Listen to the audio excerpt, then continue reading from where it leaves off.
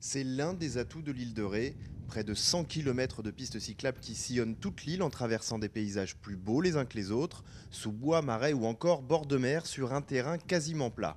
Pourtant, après le passage de la tempête Xynthia, une dizaine de kilomètres de pistes avaient été détruits. Conscient de l'impact négatif pour le tourisme, la communauté de communes a immédiatement dégagé des moyens pour réparer les pistes. Il y a une petite zone qui pourrait être praticable, mais pour des raisons de sécurité, à cause de l'érosion d'une falaise, on a préféré détourner un petit peu. Donc au lieu d'avoir 200 mètres à faire par une piste en plein bord de mer, les gens sont détournés sur des petits chemins communaux et font une prolongation de 400 mètres uniquement. Mais il n'y a qu'une seule partie sur 200 mètres qui reste pour des raisons de sécurité non praticables. Autrement, l'île de Ré dans son intégralité a réouvert ses pistes cyclables absolument en toute sécurité. Et les touristes présents ne remarquent même pas ce léger détour qui les fait passer à travers les vignes. D'ailleurs, personne n'a songé à annuler son séjour à cause de la tempête. Absolument pas, on n'y a même pas pensé en fait. C'est dommage. Mais en tout cas, non, ça n'a pas été un critère qui aurait pu nous faire reculer, puisqu'en fait on connaissait déjà la région, on sait qu'elle est très jolie, elle a beaucoup d'attrait par ailleurs, donc non, on avait fait notre choix.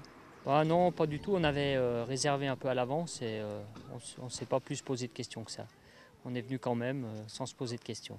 C'est plutôt magnifique, plutôt de belles surprises, une superbe lumière, une météo géniale. Il fait beau mais le vent est frais, donc c'est vraiment agréable et pour faire du vélo c'est idéal. Ouais. Même optimisme de la part des professionnels du tourisme, comme ce loueur de vélo qui n'aura même pas enregistré une baisse de chiffre d'affaires dans les semaines qui ont suivi la tempête.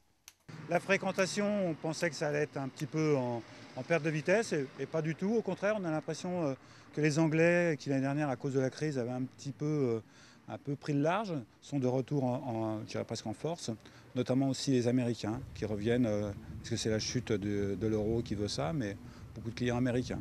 On n'a aucune raison de se plaindre dans une bonne ambiance et avec du monde. Xynthia n'aura donc a priori pas découragé les touristes à venir. Chaque année, la population de l'île passe de 18 000 à 120 000 habitants en moyenne. Mais la communauté de communes recensera plus précisément que d'habitude le nombre de visiteurs qui seront venus cet été.